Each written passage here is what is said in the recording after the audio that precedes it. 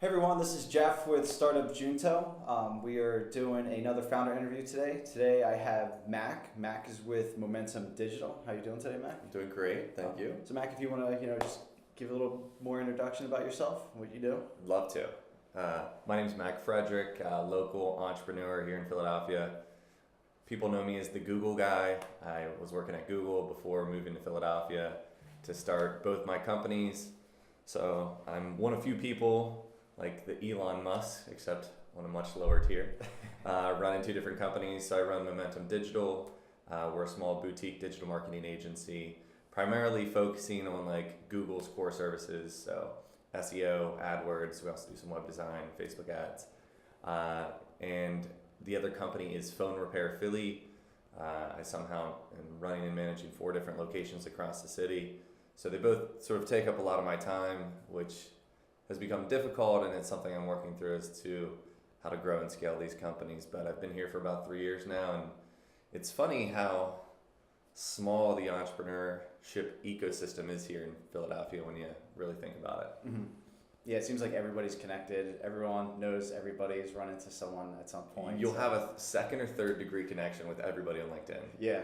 For sure. I find that all the time when I'm on LinkedIn and I meet someone new. It's like, oh, they know this person too. So yeah, it's a pretty tight-knit community. It's like one of those cities where as big as Philly is, it's a small city at the same time. So it's a lot of fun. You'll go to like the technically events or different meetups, and you'll just run into the same people again and again. I mean, it's nice because you get to talk to people multiple times and get to learn more about them. But the ecosystem is a lot smaller than you would anticipate. Yeah. So Mac, why did you choose to become an entrepreneur? You were working at Google before you started your own businesses, correct? Correct. It's a good question. I don't think there's an alternative for me. Yeah. I like to say I'm unemployable. Uh-huh. There's nothing else I could possibly doing as far as like having a job. I'd much rather control my future and my destiny and create jobs, and more so just create a lifestyle conducive to how I want to live and work and travel. And it's definitely like a long story as to like getting involved, but I mean I really didn't even know what entrepreneurship was until college. Yeah. And apparently it's something that I had always had. Yeah. Because started like flipping baseball cards and like selling waters at events and like all those things like as a young kid. And my dad's an entrepreneur. I just thought he was a businessman. Mm-hmm. But in reality he's an entrepreneur, and my mom's a teacher, and they both went to Penn State, as did many of my family. So as you would have it, I was playing sports my whole life, and I was big into soccer, and I got recruited by a couple places but didn't get recruited by Penn State. And so I ended up going to play soccer D3 down in Virginia Wesleyan because I wanted to like live the beach life and do all that. Mm-hmm. And it just wasn't a good place for me. So within 2 years I transferred to Penn State, and that's where I really got involved with entrepreneurship. Yeah. So what was the first business that you started? Did you start the marketing agency or Philly Phone Repair? It's a funny story. So neither. Back at Penn State is when I started my first company, and it was with a friend. I started a party bus company. Uh-huh. Literally it started as just like transportation. Yeah. And then it just stemmed into like us throwing parties and like having parties and like taking people to parties. And so my friend had a bus, and I was actually when I went to Penn State, I got heavily involved with everything. Mm-hmm. Like anything and everything I could like sink my teeth into, whether it be like different clubs or organizations or extracurriculars or I am sports. I didn't want to have a night where I wasn't doing something. And 6 months into like my second semester, someone approached me and said, we should start an entrepreneurship club. Like, I want you to like be the founder, be the face and name behind it. And I was like, sure, why not? What's entrepreneurship though? Yeah. Like what is this? And so I had to do a lot of learning and find out more about how I could help others with entrepreneurship, even though I wasn't an entrepreneur. And that led into me promoting the entrepreneurship club the following fall semester. And one of the first kids who came up to me, my friend Keith Summers, one of my good friends still, he was like, oh, entrepreneurship, like I'm an entrepreneur. He's like, I just bought this bus. Yeah. I want to turn it into a party bus. Like, do you want to help me out with it? And I was like, yeah, let's do it. Nice. It was insane. Yeah. Were you guys like in a registered business that you had, or was it just kind of like a? Yeah, I mean, he knew more about that stuff than me at the time, Yeah. because his dad, had started multiple businesses, and so he got like, the business license. He got like a commercial driver's license, and we found a driver. We found like a DJ. We got insurance for the bus. Yeah. We didn't get like the proper liability insurance that we needed though to like make it a legitimate thing. It's like, who's gonna insure these kids? Like, this is ridiculous. Yeah. And so whenever he graduated, we did pretty well with it. How did you guys learn about all those different things that you needed? Did you seek out mentorship? Did you just look it up on the web to see, what I need to start a business, or? So he knew most of the more tangible paperwork side of things. Mm-hmm. And so I was just someone who was ready to hustle. Like, Yeah. I was ready to do whatever it took. And so I started teaching myself like web design and graphic design, and like getting involved with the social media and doing like a lot of guerrilla marketing. I was sort of all over the place with managing different aspects of the marketing side of the business. Yeah. And he knew more like the financial and like, the paperwork, the technical stuff. Mm-hmm. So that's really how we started working together. Most of what I've learned is through trial and error and just like testing things and learning as I go. Yeah. Entrepreneurship is, you can't learn about it, you just have to do it. Right. That's how you learn. Right. So, do you guys still have the party bus? Is it still around? No, he wanted me to take over. We got pulled over multiple times Oh, on yeah. this thing. I do not know how we didn't get in trouble. There were some risky times that we were out on that thing, but it was a lot of fun. I mean, we were just taking like 18-year-old, college, fraternity, sorority kids around to like parties or concerts, and that just got wild and out of control. And we had a lot of fun, but like he graduated and was like, we were the same age, but he was a year ahead of me because I transferred. But he wanted me to take over whenever he left and like manage the bus. And at this point, I had already started my second company and was like worried about the liability side of things with the party bus company. So I was like, I can't do it, dude. Yeah. So I've seen a lot of those like promotional companies for college students. There was like Wanna Drink in Philly for a while. But yeah, just that's what it was called, Wanna Drink? Yeah. Oh my It goodness. was just there was a lot of liability with college students, it seems. To revolve around that the business of partying with kids, and whenever there's alcohol involved, who knows where it's going to go. So. Right. Looking back, it was a nightmare, but it was a lot of fun. Yeah. How did you figure out that people wanted a party bus? Did you guys just, since you were college students, you kind of just knew what was what people wanted, or were students talking about like, oh, it'd be great if there was a party bus company that could drive us to parties? I mean, I think most companies are started by an existing problem and somebody trying to find a solution for it. Yeah. And so that's really, how Keith and I both operated. And he realized, because he was in a frat, and this is pre-Uber days. Yeah. And most people didn't have a car up there. Pre-Uber days were tough. I went to school in the city, and you'd call a cab and you'd be lucky if it got there in an hour and a half. So, and then they weren't even guaranteed. And then if they didn't show up in that time, of course you would just leave. The cab would show up, and then they'd blacklist your phone number from calling cabs to the cab company. So, Really? Yeah. If you weren't That's there when the tragic. cab showed up, but it was like your guy showed up 2 hours after he was supposed to, and yeah. So it Now we're like, what? I gotta wait 7 minutes for someone to pick me up? Are you kidding me? It's like he's not turning the corner already. So We have it easy. We've got it good these days. totally. But it's like we would watch like a pack of sorority girls walking like a mile to the frat house together in like the freezing cold. We're like, Yeah. that's not the way to do it. Yeah. So we start picking them up and driving them to the frat house, or driving them to the Bryce Jordan Center for like concerts, and downtown to bars. So really all over. Yeah. Almost, there could be like an Uber for party buses now. That could be. Invent it. That's you. You've got it. So you started your second business while you were doing that. Which business was that? So do you remember when like the iPhones came out? Yes. It was like the 3GS. Oh yeah. So I got the iPhone 4. I used to be curved Android metal. everything. Yeah. And then I got the iPhone 4, and then I got my first MacBook. I'm Team Android. He's definitely, it's got this green text. Born and it's bred. weird.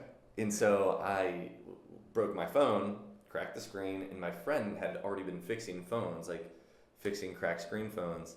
And I was like, hey, can you fix mine? And he did it, and I watched. I was like, that was really cool. I was like, are you making good money? He's like, yeah. And I'm like, having fun, meeting a lot of people. I was like, that sounds cool. He's like, I'm actually going to go work for them this summer for like an internship. It was like, it's called iCracked. It's basically like Uber for iPhone repair. Really cool. Oh, nice. They came out of Y Combinator, like the startup accelerator out in Cali. But he went to work for them for like a summer internship, and he was like, take over while I'm gone.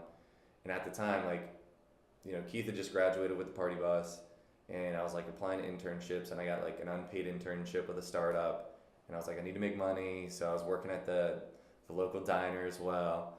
Shout out to the grilled stickies; those are epically famous at Penn State. Yeah.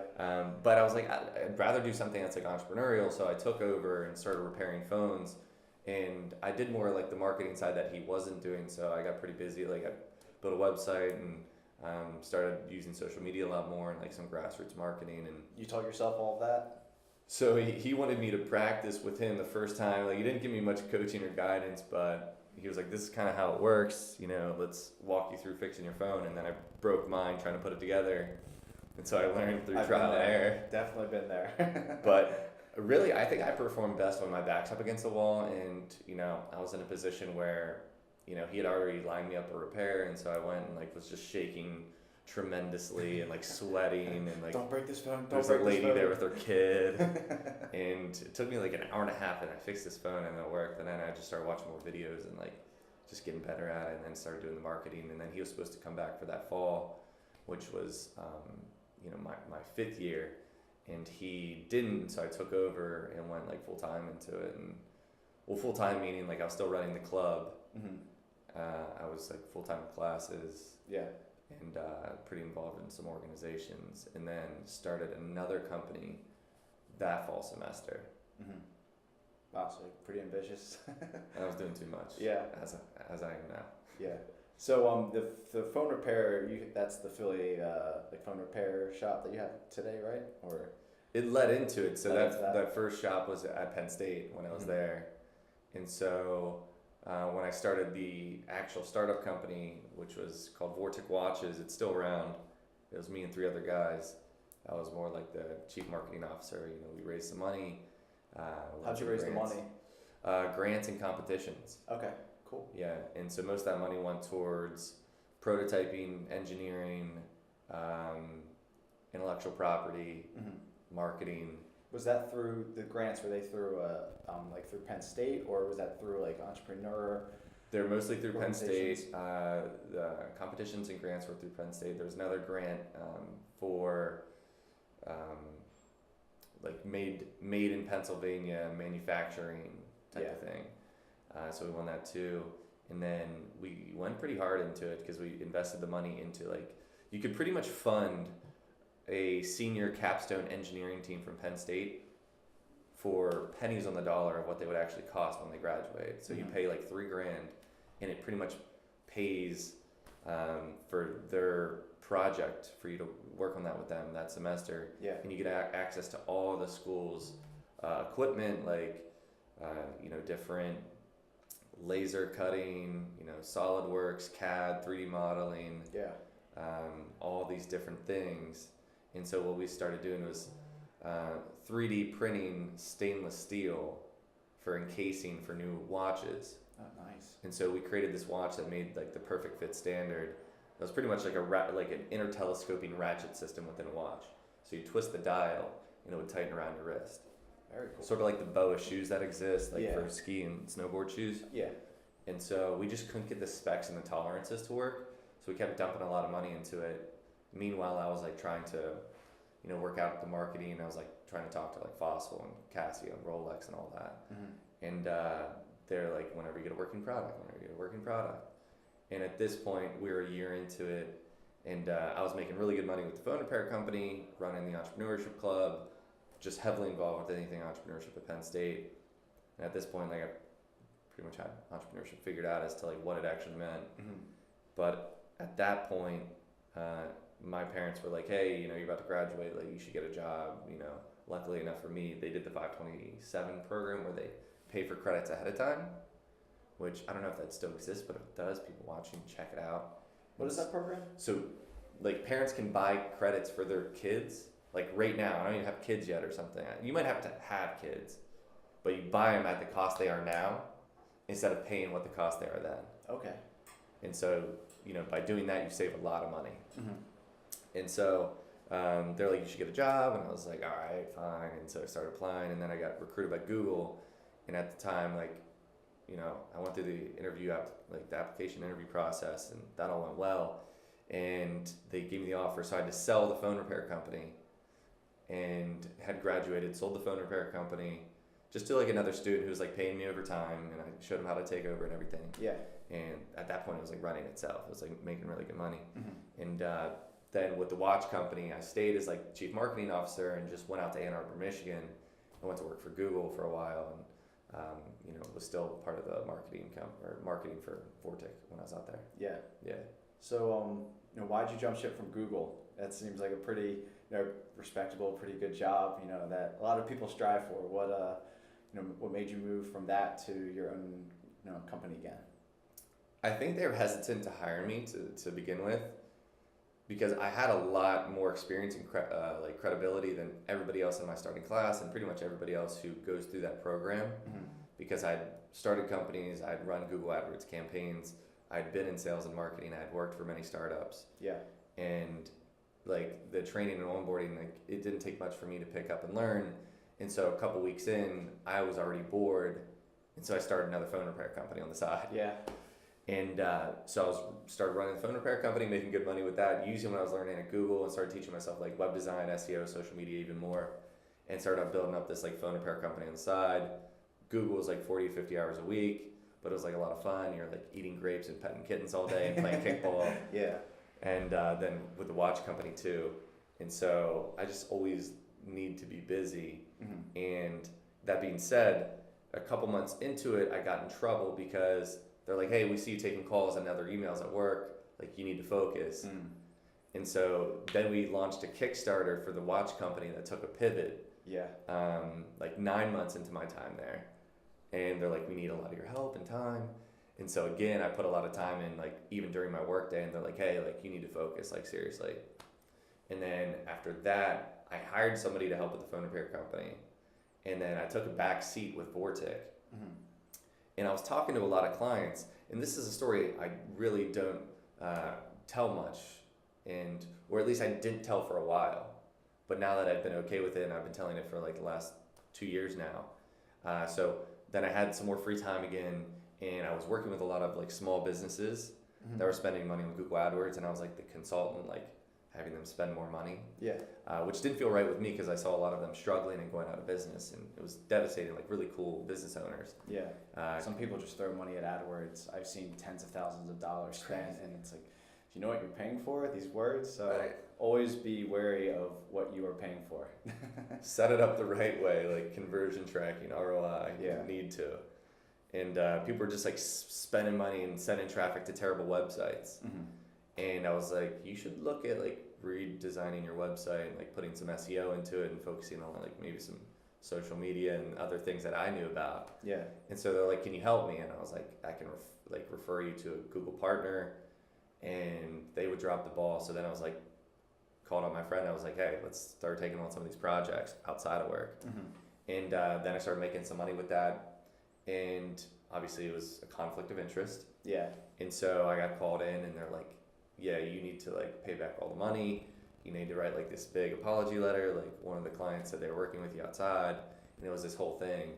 And so I was like, what I did isn't wrong. Like, I'm not doing any of that. Like, you know, at this point I already knew that I already had something. Yeah. And so I fought it because I wanted to stay there for a bit longer to let all my equity vest. Mm-hmm. And they let me go. Yeah. So I got fired from my dream job, which was devastating for about a month, until I built up my agency and partnered with my friend, decided to move to Philadelphia and start both the companies, Momentum Digital and Phone Repair Philly. Mm-hmm. That was 3 years ago. Yeah. Now with those companies, you know, did you need to do, when you started Digital Momentum, Momentum Digital. or Momentum Digital? A lot of people call it Need Momentum too, which is like, that's fine with me because that's what we're known as on social media. Yeah. Did when did you make the first step to, expand and bring on employees, and, how did you know you had to make that step? I am a whore for opportunity. Yeah. What I mean by that is like when opportunity presents itself, or if somebody's willing to pay me money to do something that I can figure out. I mean, that's really how the agency was born, because this guy wanted to pay me a bunch of money to do SEO for his website. And I was forced to learn all these different things, which was great because once again, my back was up against the wall. Yeah. And I, needed to learn this stuff. I find a lot of entrepreneurs share that same quality where they work best when, they're under pressure. Because the second you get some people, when you get comfortable, you get a little relaxed and things get ahead of you, and you just need something to keep you on your toes to. You said it. Stay at it. You said it. It's like Elon Musk, like many of them out there. He was about to go bankrupt and put the pedal to the metal, back against the wall. I mean, you hear about that all the time. Steve Jobs, the best of them. But what happened is, it was me and my partner. He was more technical co-founder, doing like web design, back-end stuff, and I was like running the Google Ads campaigns and all that. I think one of my big learning lessons is sort of to stay in your lane and to not be a jack of all trades, because we started taking on other opportunities for different projects, whether it was like, SEO projects that we didn't want, or social media, or just like full service projects. And by doing that, there were a lot of learning lessons while still having the current clients that we needed to serve. And so, I made my first hire, and he was the best person I'd hired. Yeah. And I just got really fortunate with that person. How did you hire him? Where did you find him? So my friend, Alexa, who also is out of here sometimes, she's an entrepreneur. We met and, through networking, and she was like, this kid has been designing my websites. And this is at a point where like my co-founder was like sort of fizzling out. He was across the country. Yeah. He was in Southern California, which is, I was either going to move there or Philadelphia. I chose the latter for a girl. And that didn't last. But so as he was fizzling out, like I made this new hire, and this kid was just yin and yang. I'm very, we're like opposites, to be honest. But I was like sales, marketing. He was like web design, and he was more so like the production machine. Yeah, really complemented your skill set. Sounds right. Like. And then as the phone repair companies, it's kind of like a wild story, like going through all that, just like super bootstrapped with both companies, because I didn't take out any like grants or loans or capital or anything. And I started out of like a one-person desk in Venture Forth when that was a thing, and gradually just kept reinvesting any money I made. Yeah. And I used SEO as the backbone of how I built both companies.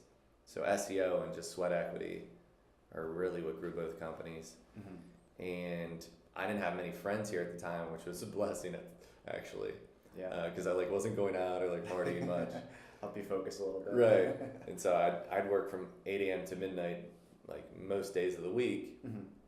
And as the months went by, like revenue started picking up, and Chris was that first hire, and then I hired my roommate who was looking for a job at the time, and I let him take over. Like I taught him Google AdWords and take over the AdWords accounts.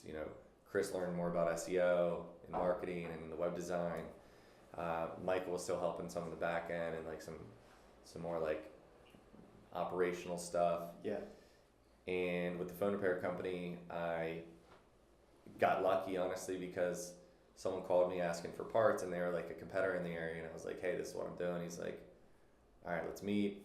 And so then I just like brought him on my team, and he was like more of my operational manager, who was like very talented with repairs and selling and everything.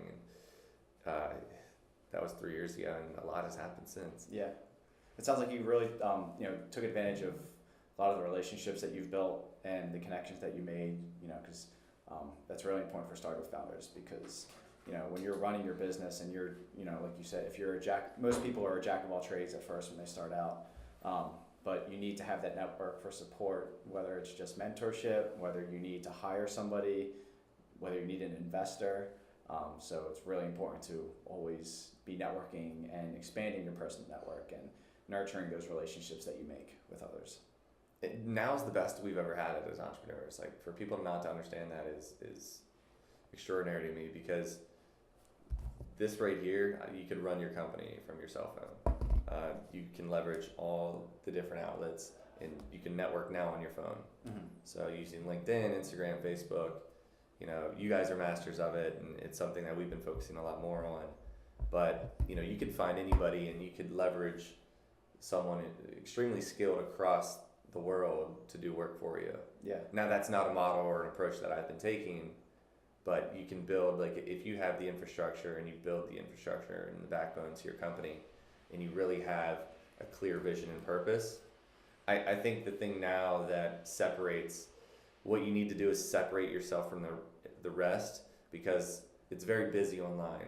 There's so much content, there's so much noise. Yeah. So finding a way to break through the noise is a clear way to driving sales. Mm-hmm. And operationally, I'm not an operator. Like, I like the sales and marketing stuff, but if you have both sides of the equation, you can be really successful using technology. Yeah. What's one tool today that you use that you would say is one of your most valuable tools? We just became a HubSpot partner as of recently. I think you saw that, or you mentioned I saw that that to on me. your story. So I think that's going to be a really conducive tool to a lot of our marketing efforts holistically, and keeping that within like one dashboard, one package.